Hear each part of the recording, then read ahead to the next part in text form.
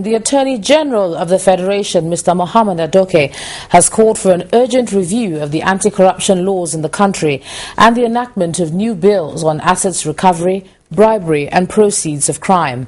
Addressing participants at a gathering to mark the International Anti-Corruption Day, the Justice Minister said there is need to tighten the knot on the fight against corruption, which appears to be overwhelming the country by the day.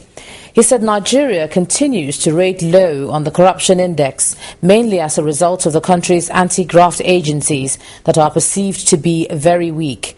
Mr. Adoke said any meaningful effort at this time should tackle obsolete and inadequate laws and review national strategies to ensure effectiveness in the long and short run.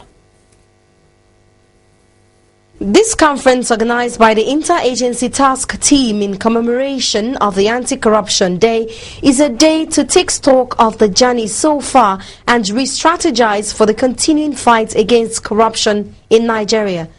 All officials of the anti-graft agencies as well as support agencies were in attendance, and the kernel of the day's discussion was the steadily declining rating of Nigeria in the corruption index and ways to effectively revert the worrisome trend. The obligation to act against corruption today, in my humble view, entails the adoption of measures to ensure, among others, one, that the anti-corruption agencies are properly funded, that the requisite capacity to investigate and prosecute corruption cases are developed, that the anti-corruption agencies are accountable to the populace, and that the extant laws are reformed to bring them in conformity with global best practices. Participants at the conference found it worrisome that corruption still persists and is rising incredibly and impacting negatively on the nation's development and the economy, notwithstanding the efforts of the anti-graft agencies, a matter the anti-graft agencies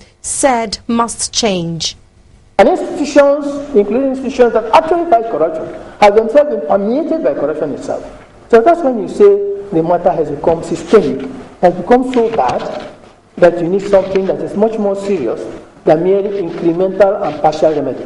The Honorable Attorney General of the Federation, in collaboration with the National Assembly, to consider enacting law similar to the U.S. Foreign Corrupt Practices Act and the U.K. Bribery Act, which will permit the imposition of huge penalties and fines against companies, local and foreign, that are found to be involved in corrupt activities. For a good measure of success, Nigerians must join actively to fight corruption and demand that the leaders play their roles effectively.